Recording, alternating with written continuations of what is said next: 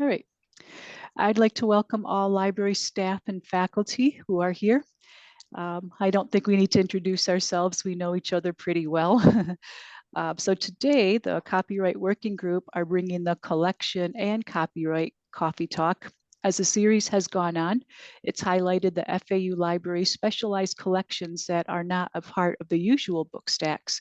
So we've had the heads of those units describe those areas. We will also discuss copyright and how it applies to those particular collections.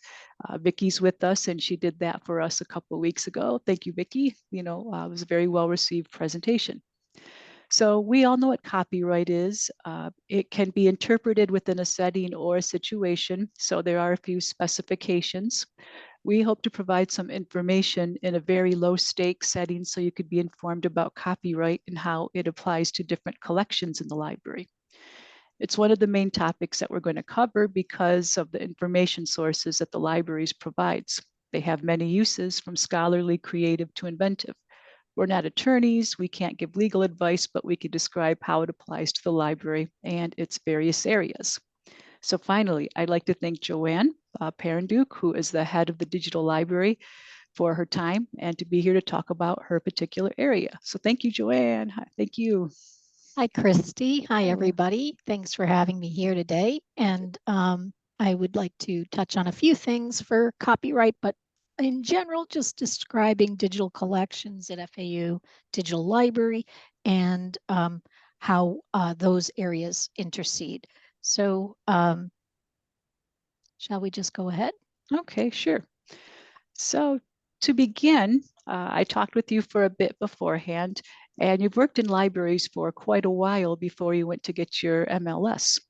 And when we met, you told me about a project that was an interesting precursor to the digital libraries that we have today. I never heard of that until now, well, until we talked. So can you describe that journey and how it led you to digital libraries?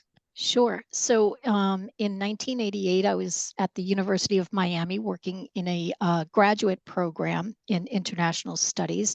And the job that I had as a graduate assistant was working on a State Department database that was just being initiated. So this was really pre-internet. And we took Latin American newspaper periodicals and we translated them from Spanish to English. We abstracted them, indexed them, gave them keywords. This was prior to the term metadata in those days. We didn't even we used the old keyword as the jargon.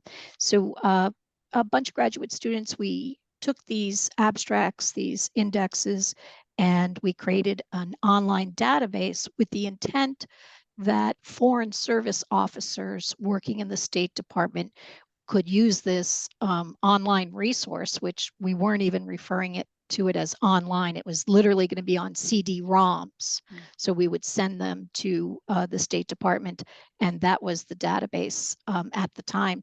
And Foreign Service officers could read about the local current events and happenings in Latin America. So I increasingly, I was very interested in Latin American studies, history, and international relations, but increasingly I became more interested in the organization of information and how to access it.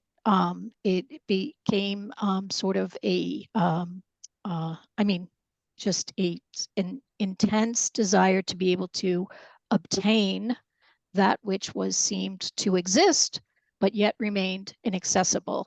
So using, such as Vicky's finding aids and different indexes that were being developed from archives, museums, libraries everywhere, and realizing that they had this great collection or this great assortment of resources, materials that you would be interested in seeing, but somehow you could get to the box or the folder level, and then you'd actually have to visit to actually get to the materials. And increasingly, as the internet evolved, became just incredibly important to me to be able to access that content, not just for my own user needs, from my own information seeking behavior and research endeavors, but to realize that this was going to be big. That we were going to go from being able to see a web page for a university that would provide perhaps just their directions and maybe a map as a presence on the web in the 1990s, to being able to access their holdings, their subscriptions, their databases, and to this day, their collections. So moving from just the ability to access it by going into a library to actually being able to access it from anywhere and no longer being geographically bound or economically bound. So for me, this kind of digital experience was a democratizing factor and an issue of accessibility and equity. So for me, that's the point of desire to get content online. We had no idea that would become such a big area in the days to come, really. Had no clue.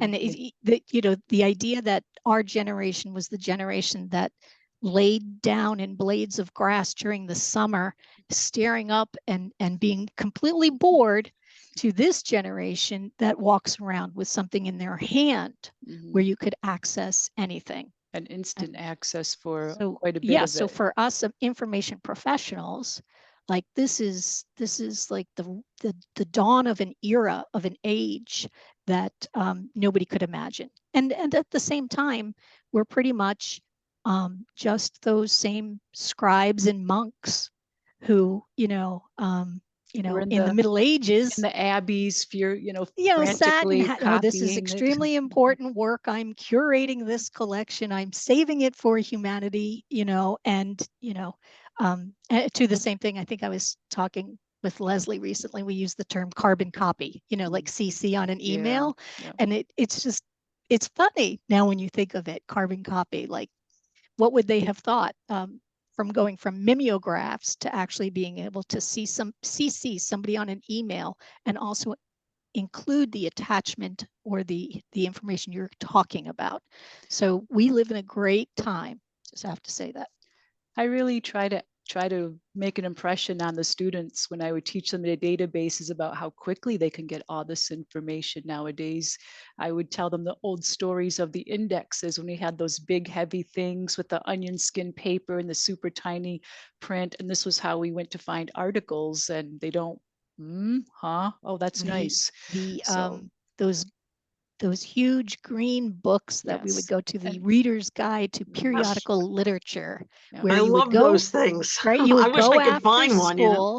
Go after school, and you're going to look up the Newsweek article or the Time magazine article in the big green book, and then you're going to write down that it was 1967 April, and then you're going to go to the stacks and look for that Newsweek article or look for that. I mean, the physical labor involved with that too. The physical labor involved with that, and just the idea that how quickly the possibility of research exists today is just like mind-blowing, from going from having to actually, when you explain it to students today, that this was a process, that, and they're just look at you like, how did we survive? And truth be told, no idea, but we are also the ones responsible. So in that sense, I do like, this is an Elon Musk quote that I like to use. No comment on Elon Musk or Twitter or anything like that. But he said, our generation is full of biological bootloaders for AI. And I'm like, okay, that's true. Like, that is kind of what we do. We are the biological entities and organisms that are creating this content, putting it online, and artificial intelligence will be the one who utilizes it. Now, what they do with it, we don't know, but we're in that role. So, Laura, you had a question? Yeah. You mentioned that you were working at University of Miami and you were doing, am I correct? You were actually involved in the translation? Yes. So I had no idea that you had any background in Spanish. Yes, I do. Yo puedo hablar un poquito español. Yo puedo leerlo y escribirlo, pero es más difícil para hablarlo. So basically, I said I can read it, write it, and speak it a little bit. Yeah, it's much more hard. It's much harder too. Yes. to speak. I agree. Yes. Okay, I had no idea. Transcription, Lori, scribes, That's right. you know. Mhm. Well, yeah. So, Joanne, I have a next question for you. So you are in charge of supervising the area in charge of scanning, adding some metadata, and curating some of the information for the digital library.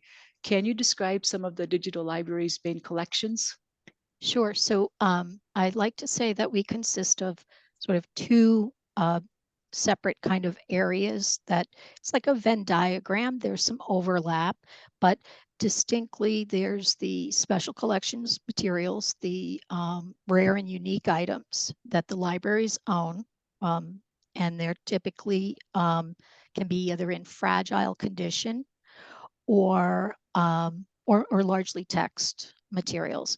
And to make them accessible, we will scan them and digitize them, convert them, put them online with some metadata, basically coming from the finding aids that Vicky's crew will delineate in order to describe the basics of what's in the box in the folder.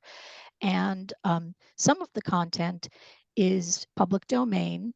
That's the easy stuff and the stuff we like to stick with, right? There's, it's very easy. It was written in 1736 and nobody is going to complain if we put it up and online.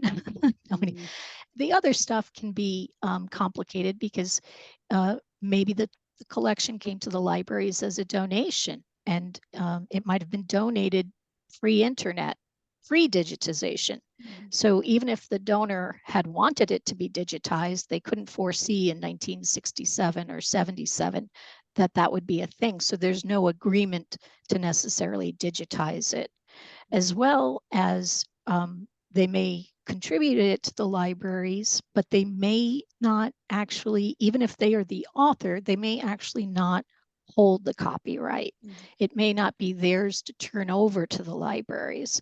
So Pratt would be one instance where many of his books he wrote as an author and a published author to various publishing companies. Those companies would hold the copyright to his work, including up to 75 years after his death, unless it was specifically released into the public domain or there were no copyright claims.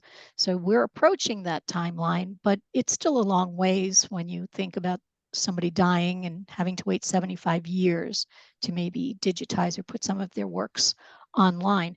But the works that the interesting works that he did include manuscripts and notes on his publications. So we may not be able to digitize the full published book that he wrote and authored, but we may have notes, we may have letters or correspondence that can be quite interesting to anybody interested in the author and his overall sort of legacy. Okay. And then so we have our special collections, which we like to say is bread and butter. In terms of digital collections like to eat special collections, say, this is good, this is good, this is good, and In put a it good online, way. Ingest it. feeds us. And then there are those things that, again, for copyright purposes, we focus on the content that's created across campus. So that would be faculty scholarship, student scholarship, research scholarship, where either the university has the copyright or the author contributes it to the repository, providing their own copyright, or they have not signed over their copyright to a publisher. So, and much of that is student content, undergraduate research posters, honors theses, graduate theses and dissertations, conference proceedings, white papers, campus photographs, things that are specific to the university.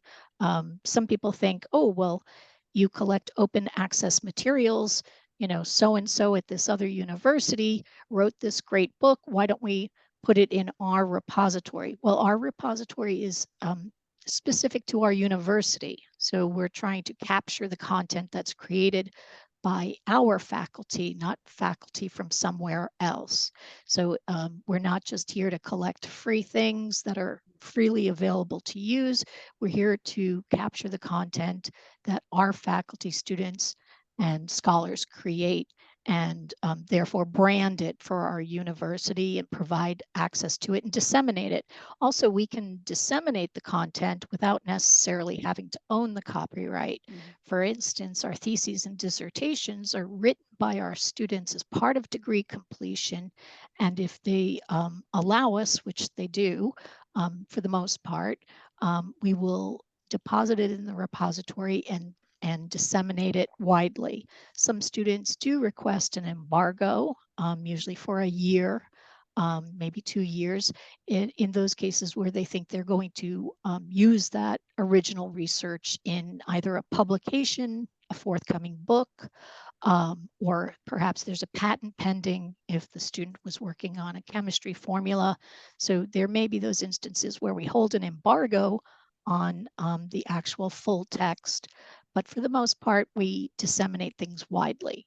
And so we have those two kinds of content. One is what the libraries own and our special collections that are rare and unique. We do not digitize things that have been digitized already elsewhere just because it's labor intensive. If Hathaway Trust already has it, if the Google Mass Digitization Program has already digitized it, we just happen to have a copy.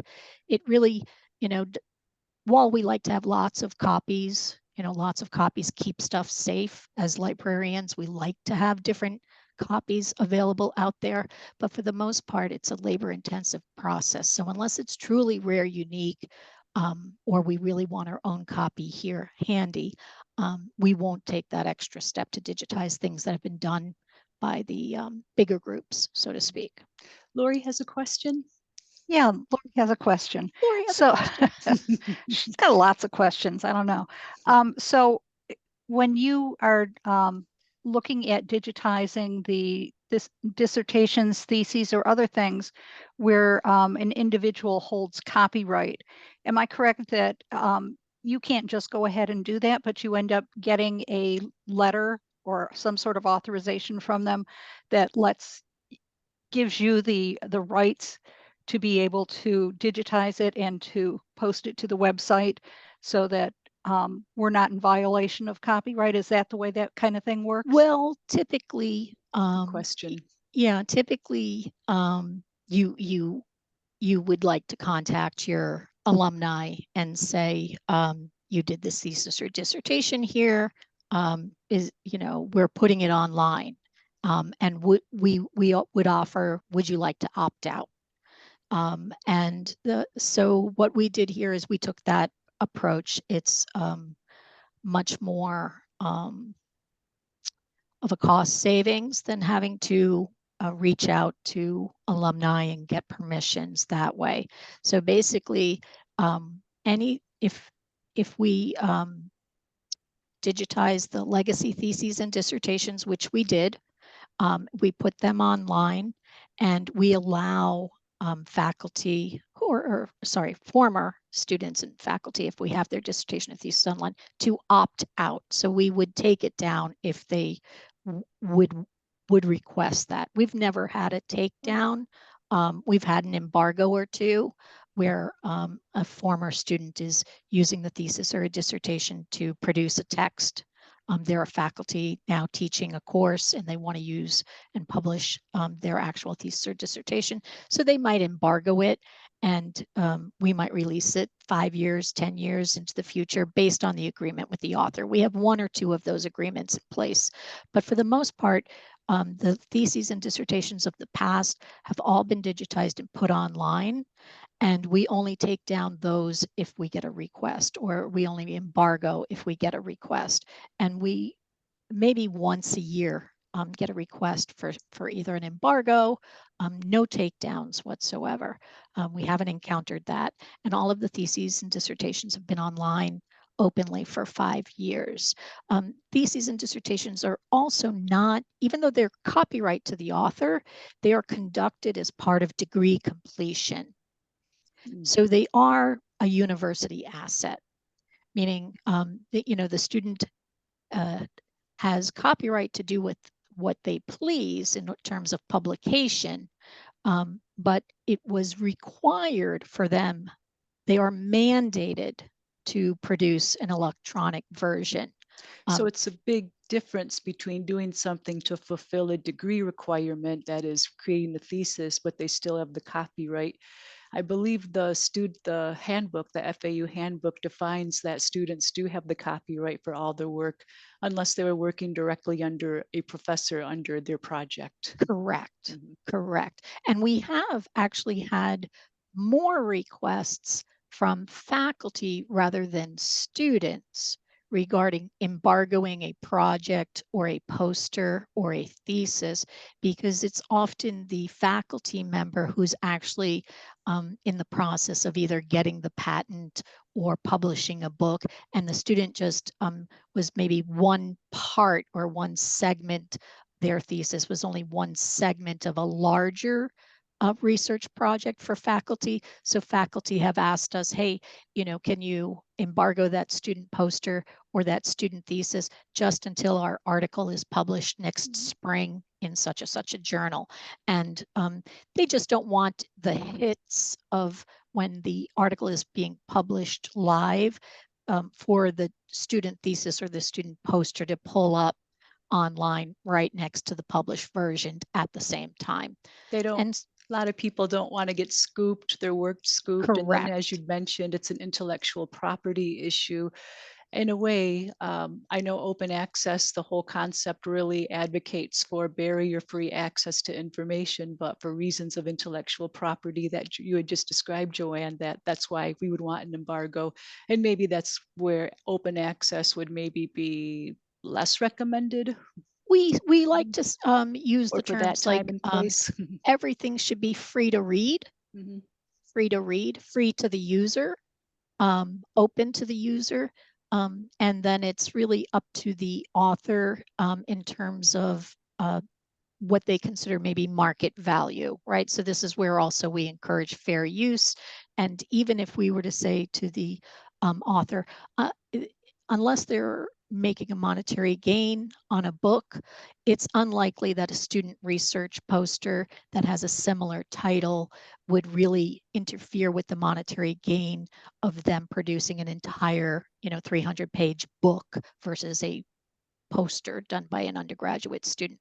So when we explain it to faculty that way, that it's fair use for the student to put the poster up, for the student to be able to use it in their CVs or down the road in grant applications, it takes nothing away from the author's publication as a final book product. And they understand that themselves. They are encouraging their students to do the research and get into the publishing cycle at an early age as well. Well, Joanne? just one moment. Go ahead, Lori. I was just going to ask, since she talked about embargoing, if she could embellish a little bit more about what exactly that entails. If it's just it doesn't show up somewhere as ever having existed, and all of a sudden it would magically appear after a certain time period, or what do you mean? Because I'm thinking too, and outside the library world, people don't use that word. Correct. So it's really just it's meant for a very short temporary type of situation, usually when there is a publication at stake or a patent at stake. I would say that the disciplines, it's also kind of discipline specific.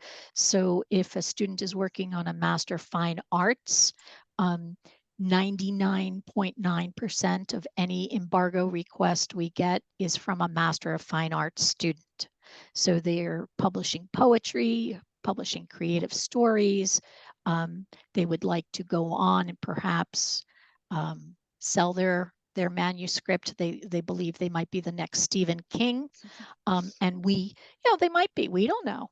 We got great students, right? So what we would like the student would request an embargo. It's usually 1 year, could be 2, it's up to them. Could be 5 years, it could be forever. We don't encourage forever because we kind of feel like it defeats the purpose. And we have had students put in a forever embargo on their thesis or dissertation. Something happens to the student, they pass away, and their family was looking to have the embargo released, and we couldn't even do it. So we try and tell the students, put 25 years down. It will become part of the commons at some point. The embargo in the particular system that we use, the digital asset management system, is Florida Islandora. We are able to put any embargo date. We could put it for 1 day, we could put it for 25 years, we could put it forever.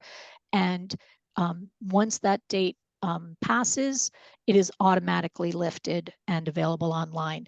Up until that time, we have a citation record and an abstract for the item. And So they have you know- digitized the item at that point? Well, they're all digitized. Okay. Everything's digitally born, right? Like, students haven't typed a thesis on paper in a very long time. So it's an electronic thing now. We don't digitize, I hate to say this, but we don't digitize hardly anything anymore. We have those collections and special collections. We're in the archives that are digitized in, going conversion from analog to digital, but the majority of the content coming in to the digital library is already digital form. So even our theses and dissertations are digital, our honors theses are digital, our undergraduate research posters are digital. So even when a student prints a poster, they're printing from a digital item. So we're in that 1 foot world, 1 foot digital born world, 1 foot physical world. But in just the last 10 years, it's becoming increasingly, the tipping point is going to digital. So we'll still be scanning stuff for the next 10 years.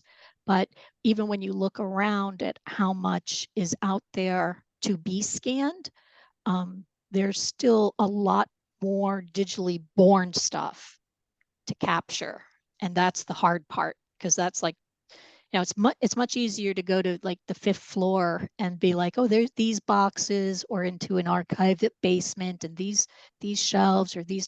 It's much harder in the wild, wild west, where people are just producing things constantly, blog posts, videos, and it's all digitally born, and it's hard to even know it exists.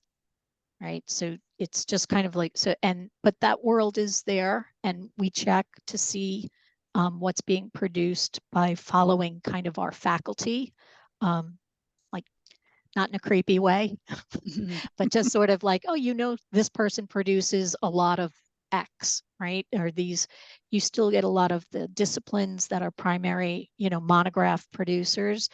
That's also very different. We're not capturing that content in the same way. Monographs are different, right? So I had questions. We talked over the questions about this dissertations, but you pretty much answered it already. So we don't have to go over that. That there is a I will make process one. between you and your area and the graduate college that kind of regiments that you get access, and you get digital copies of the theses and so forth. Yes, And the way the copyright treats you also talked about the way the copyright was treated. And what one thing do you want to add? One thing I want to add that is funny too is like the whole digital print world that we live in as we know it, because we were born in this era, is it's actually funny to say, like, electronic thesis and dissertation. Like, are you going to plug it in? Does it turn on? Does it turn off? Like, and so our jargon is going to go by the wayside as well. So we never ran around saying, oh, hey, Joe, did you do your print thesis yet? Did you do your print dissertation? Like, that's not part of the normal language. And yet we insert things like, oh, did you do your electronic thesis and dissertation? And now we're looking at why did we insist on calling it electronic thesis and dissertation? It's just a thesis. Like, the format and the medium don't always matter, Well, right? plus these things change over time too. Right. Mhm. Like Yeah. for Jaffe and the Book Center, the book arts, their medium is extremely important, right? Their medium, the actual pop-up book is really important to that. But for digital, sometimes medium doesn't matter. Now you're going to have those people who want to see the onion skin and smell the book and touch the pages. So you have these different kinds of aspects of the medium. But it's funny that we feel the sense or had this urge to label something, and now we're looking back saying, well, can we get that out of the metadata now? Mhm. And we want to remove electronic because it sounds funny now to us. Well, it makes you think about all the words, how the words used to describe a given concept or topic change over time and for a variety of reasons. Yes. Correctly. So the next question has to do with the online publishing services offered by the digital libraries.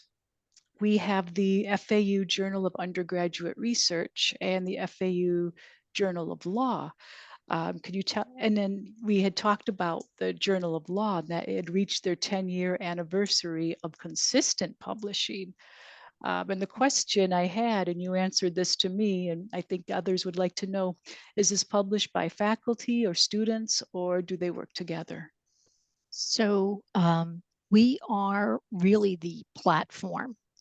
So while we need publishers, and publishers do really specific things like copy editing, layout, peer review, we have taken the approach to again sort of keep the physical world and the digital world, make it easy for students to learn the publishing process by doing the physical things that publishers do well, which again is the Wow. copy editing, the peer review, and the actual content analysis, critiquing in their writing. So students focus here on both the undergraduate law journal and the undergraduate research journal. They conduct all of those activities, those kind of publishing activities, outside of the platform that ultimately publishes the journals. So they learn how to do their peer review, because the publishing platform systems these days do allow you to do those things online, like copy editing, and it goes off to the layout editor, and then you click a button and it goes over to this peer review person. And but the students for these two journals here on campus do those activities on their own, learning those critical skills of both networking, conversations, having to keep on top of the actual physical article. Here's the PDF. Sorry, physical. I'm sure they're doing it digitally via email. I don't think they're walking over with their printed out papers to do their peer review, but they do these things outside of the system. They learn these skills, and then the finished product comes to us, and we are the disseminators and the distributors. So yes, both are probably coming up to almost 12 years now that I say it, of complete, never missing a scheduled publication date, and completely student-driven, student-run. Wow. Wow. Each organization are clubs. They are clubs that produce the journals, and the student clubs have advisors, faculty advisors. So there are faculty in different areas helping the students to conduct this. One is the Office of Undergraduate Research, focuses on the undergraduate research journal, and the undergraduate law journal grew out of the College of Business because they seem to have the most law-like classes, because we don't have a law school on campus. Also, the undergraduate law journal is one of the few in the nation, because it's more common that you have law journals published at law schools by law students. It's less common to have an undergraduate law journal.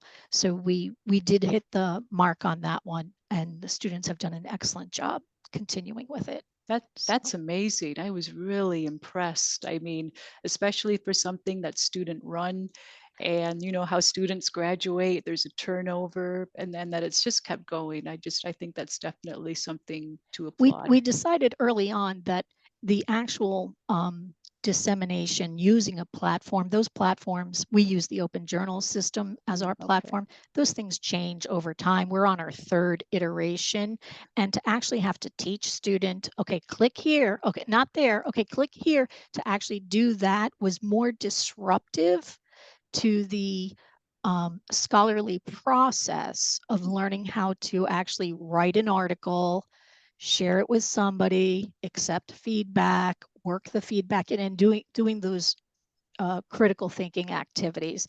So rather than try and teach a new editor every semester how to use a system to get the journal online, we decided that the division of labor was best, that the digital library handles the platform and how to get it disseminated. The students actually do the work required to run a journal, which is really like the skills that they'll take with them as future faculty and future researchers. Excellent. That's great. Lori, you had a question? Oh, well, actually a comment. Within this past year, we actually had the advisor for the law journal contact us and request an instructional session for those students in that club, which I thought was pretty neat because they're getting that extra information to help them as they're putting together this journal, doing their writing and doing their research. Yes, they previously, I think it was Bruce Barone in government docs, because these are also students who are, I should mention that to Larry, I'll come on Larry's Coffee Talk and mention it to Larry, that the students also are high users of those materials. So that is government document publications to do their research. So census data, things like that, policies, laws, legislation, statutes. These students are the ones who are trying to utilize government document materials in order to complete some of their assignments. So initially, when the journal started, they were using our former GovDocs head, Bruce Barone, to do a lot of the instructional sessions. But now then they came and asked me, I was like, but Lori was there. So it was like, Lori Rebar to the rescue. And so, yes, even the advisor to the undergraduate law journal is a retired professor who's in Virginia, and she's helping these students keep this journal going. So yes, kudos to everybody who's, takes part. It takes a village. Tom O'Brien is the one who did the instructional session. Awesome. Yeah. So the next set of questions I had has to do with the stewardship, ownership, and copyright, although you did quite discuss copyright earlier.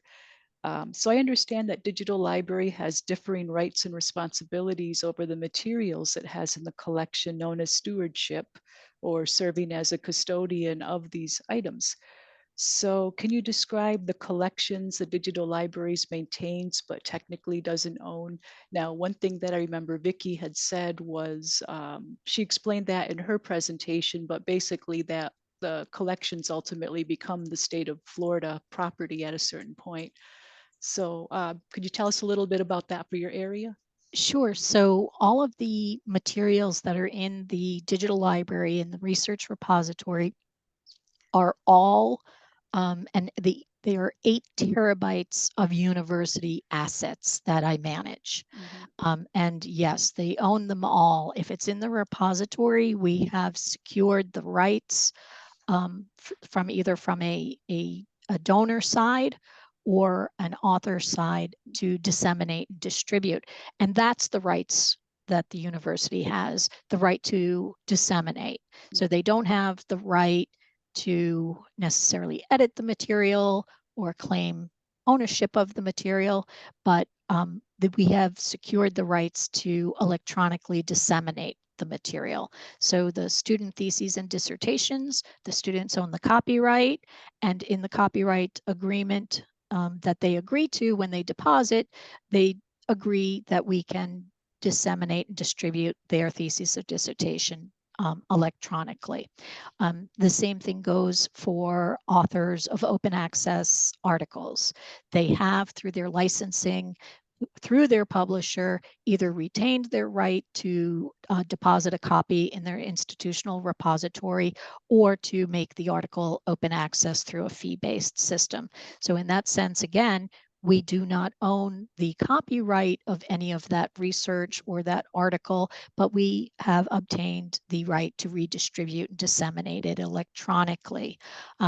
Things like campus photographs, university archive material, those are campus created and owned content. So again, university owned content, delegated to the university archives to steward, maintain, and preserve. And even as such, we can go in and digitize and disseminate some of the content, but some of the content is under copyright. And that would be things like some of our faculty professors who donate their previously published materials.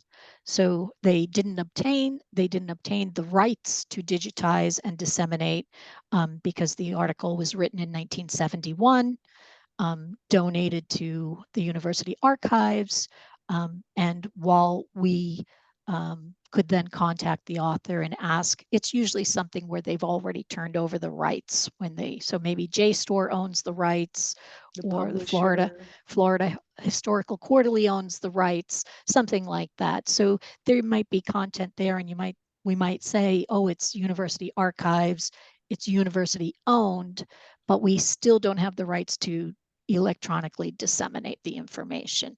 And the same thing could be said for much more in-depth, not my necessarily wheelhouse, but the recorded sound archives have to abide by certain things. If they deal with music is extremely complicated, royalties and such, that they will always need to abide by the owner of the copyright. They may be able to disseminate a snippet of sound recordings, but they'd have to keep it locked down if it's under copyright. So the same thing for us. We might be able to disseminate or distribute an abstract, but not the actual full text PDF that the author wrote and turned over as copyright previously. So in a sense, then, the digital library really does not have to determine the ownership of the materials in a way. It's already kind of a given in a way. We prefer public domain. It is, again, we are about access and equalizing the playing field for those who can't necessarily get to the archives or travel to the best libraries in the world. We still have closed stacks in some parts of some great libraries, great collections, because either they're too fragile to handle, or fear of the material being stolen or ruined or destroyed or maligned in some way. So we have to keep some stacks closed. But as things enter the public domain, pre-1923, these days probably getting up to I don't know, 43, maybe 1933, things like that. Gosh, where are we at, Christy? What year can I digitize to? 95 years from this year. I think 26, is it? Gosh, yeah. I have to do the math.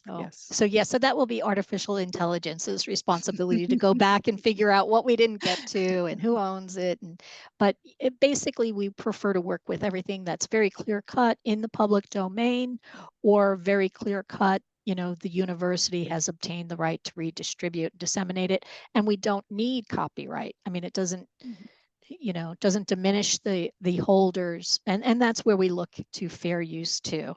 If putting on a copy of somebody's essay or short story or poem would take away from their market value to sell that poem on Amazon or that short story on Amazon, then clearly we would be interfering with their ability to make money off there, as they should, as the creator should, their value there. But typically that's not the content that we're dealing with. We're dealing with old content or stuff we own, or stuff we just want to be able to disseminate because it's our brand, so to speak. Okay. So another question I had then was the rights statements. Now, when you look at items in the digital library, and even sometimes, if I'm not mistaken, the special libraries, you see an entry for one particular item. And sometimes at the bottom, you'll see something known as a rights statement at the bottom of that record. Could you explain what that is? Because I don't think the librarians had heard about that outside of your area and Vicky's area. So can Yeah, you explain? it's a fairly new effort, I guess, within the last 5 years to sort of get a grip on what's out there, what is available. And rights statements are specific to digital objects, so that Okay. how they can be used or reused, and it's also basically wanted it something that was very clear and machine readable. That is to say, many people, when they're doing their metadata or they have a collection and they're looking at it, they come up with a rights statement. You know, these items can be used at this such and such a time, such a place, and the copyrights to the author. And they come up with a paragraph and they want to put it in the metadata to describe who actually owns the rights. And what we're trying to do in digital is to have it a standard, right? Should be almost black and white, and to use the same language over and over and over again, so that everybody knows it's very clear how the item can be reused. And by making the rights statement extremely standard and putting them in metadata, when you use your facets in many different systems, you know, could be any different platform, any digital library, they'll have facets, and usually the rights statements can be found so that it's very clear to the user how to reuse the item. So for us to participate in the Digital Public Library of America, we go through a network called the Sunshine State Digital Network. This is a group that has banded together to forward digital content out of Florida into the Digital Public Library of America. In order to have these aggregations go smoothly, we like to use the same metadata fields, have things mapped so that we are all using the same language, the same terms going into a new system, so that when you look at their facets, it's very clear: in copyright, out of copyright, no copyright, copyright with educational purposes, copyright, no commercialization. And so the rights statement makes it a quick and easy way for librarians to make a determination about their digital object or the digital collections before it gets pulled into an aggregated collection. And most aggregators also don't want to take items that might be in copyright. So they would really want to assess your metadata and assess your collection, and even won't, we are not able to contribute our items unless it contains a rights statement. It's So interesting. can I ask a question? Oh. Yeah. So the rights statement would work in conjunction with the copyright? Yes. Okay. Yes, you determine your rights statement based on the copyright. So if it's public domain, if it, anything before 1923, et cetera, then it would all get, you know, no copyright. And the Okay, thanks. language, the machine readable, makes it so that there's not one library saying public domain or post public domain or will be in public domain in 2 years. We don't want those kinds of statements, those sort of value laden statements that people put in there explaining the copyright or explaining when it's going to be in public domain. We really want to boil it down to yes, no, maybe, never, you know. Well, it definitely makes it sound more convenient because you're dealing with just thousands and thousands of items and records and all of that. Correct. So, and you can't just continue and go back and change, tweak every single record or find a way to tweak them all at once. It's not easy. Right. But it's also kind of interesting because it's not just for the collections and the digital archives that are trying to house these things, but also for the scholars and the people who want to look at the items too. Sometimes we field some questions that they find something in the digital library or the special collections and they want to know, like a scholar wants to know what rights they have, but the rights statements would give them a pretty clear clue or indication. Yes, and that's also important to the aggregators, people like the Digital Public Library of America, who don't actually hold the content. They're just pulling your records in, and they want to know too, how are we going to use this content? Can somebody easily reuse it? And if not, it might not be something that they want in the Digital Public Library, right? So All right. Well, I have two final questions before I release the hounds. No, just kidding. The questions, question hounds. So what should librarians and library staff say, or how should we manage the questions regarding digital library? So I think we all look at it the same way, both for the information seeker, what are they trying to find? So that basic reference triage system, like what are you using this for? What kind of medium or format do you need it in? When is the assignment due? So basically the typical reference questions, like they say, I need a picture and it can't have any copyright attached because, or I want to use it in a collage, so it can't be a logo. I need something that's copyright free. So then you would be, aha, you need an image and you need it to be copyright free.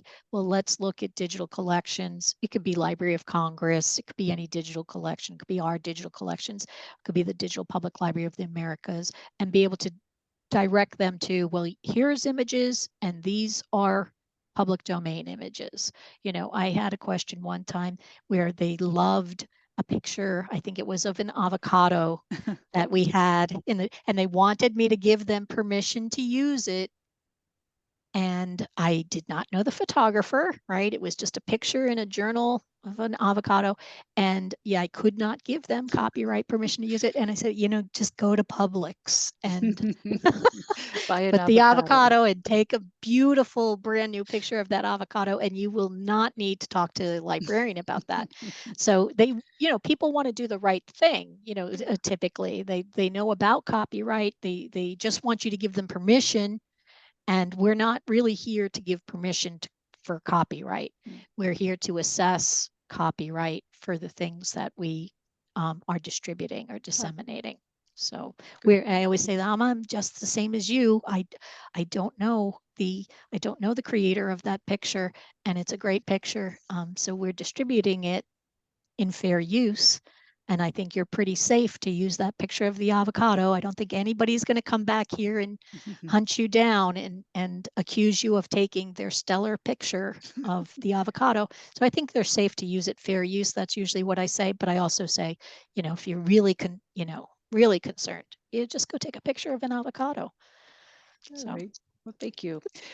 All right. And then finally, what are 1 to 3 things you would like us to remember about your particular collection? It's there. It's for use. It's growing. Check back often. Yes. And dive in a little bit. It's really nice to see. Again, it could be any digital library, the Internet Archive, a DPLA, or another institutions, but you'd really be surprised the amount of content coming online and the amount of content available. It is an information overload for students. So by recommending them to go to these, trusted sort of archives and repositories, you're doing your students a great service, because then they're not, on Wikipedia or, looking at blogs for advice. They're actually using .edu organizations. Well, and primary sources usually too. And primary sources, for sure. All right. All right. Do the hounds have anything to ask Joanne? or do you want to hound Joanne with questions? We're all animal lovers now. Yeah, we are. We truly are. Could I ask Joanne, what collection is used the most from the digital collections? Theses and dissertations. And I would also recommend your students to your new students. So like your undergrads coming in have not they're not thinking about grad school, right? They're thinking about they've got to write a political science paper or an English paper or an anthropology paper. They're not really thinking about whether they're going to go to graduate school their first year. So when you get those new students coming in and it's the first time they're going to write a paper on a topic, I would say go into the theses and dissertations collection and look for their faculty member who has probably sat as an advisor on any number of thesis topics, and give these kids the concept of, oh, we have graduate students on campus, they publish original research, they use the same faculty that maybe are teaching me. Let me go look for this great history idea that I can write, a history paper on. There's not necessarily new ideas or original ideas these days, but going to these theses and dissertations, they can actually go, whoa, this guy wrote 150 pages on this topic. Hey, I'm interested in that topic. They may not have to write 150 pages, but here they have somebody who's already done a lot of work on the topic already. And the faculty member, they can see what faculty members' areas of interest are, which is always very endearing for a third-year student when maybe they want to get a letter of recommendation to actually look at what faculty produce here, look at the theses and dissertations that they are advisors on, and get an idea of, hey, maybe I will go to graduate school, and get them in early in the process of thinking about writing and seeing what their peers just a few years older than them are already doing and accomplishing, and plant that seed. You never know what kind of idea is going to come from that for a kid, but exposing them to kids on campus who are authors, once you've published a thesis or a dissertation, you're an author, can really open the horizons for our students. Or even letting them see themselves as authors or Exactly, researchers and or topics. novice members of an academic or discipline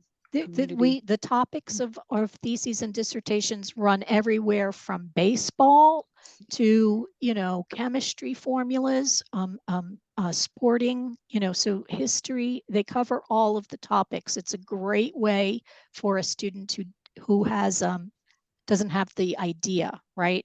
They don't know what to write about, to say, oh, here is every English thesis and dissertation written at FAU. And you could just go browse, and it's the ideas, right? They get ideas that way. And they find something that they can, chomp on, they're interested in, they'll go farther with it. And then it will spur their own knowledge and inquiry. So instead of book stack serendipity, we've got digital serendipity. I think theses and dissertations, it's the most highly used collection. So I really believe that students are using it that way already to get ideas, but it's a great way to get a student who's really like, I have to write a paper and I don't know what to write on. Right. And when you get them started as early undergraduates, you're really helping them. You are. And especially if you can say, well, this is every paper written on political science or every paper that came out of the criminal justice department, and they're trying to write a paper on criminal justice. Wouldn't you want to look at everything that was already written by your Department of Criminal Justice? It gives them a leg up, right? So pointing them to something that's already there. And again, note it gives them the building block. When you write a paper, you may think it's a great paper. Somebody else needs to read that paper. They come up with an idea in opposition to it. That's a whole new paper, right? That's building off knowledge. Okay, we're at the 3 o'clock hour now. So I think it's safe to wrap it up. But thank you, Joanne, for sharing this wealth of knowledge about digital libraries. Thank you so much. Well, thanks for having me. I'm very chatty on my area and on other people's areas and on libraries. And again, I think we're right in the midst here of a great information revolution. So it's glad to see it come through fruition for our students here at FAU to use our collections that they have thanks for access sharing. to. And you're sharing that experience when you were a grad student too. I knew that people would be interested in that for sure. So next week we got Lawrence Mello Jr., our government documents coordinator, who will talk about his area. same time, 2:00 p.m. A week from today, March 30, same station, and we hope to see you then. We'll see you. Okay, Thanks, thank Christy. you. Bye, Bye-bye. everybody.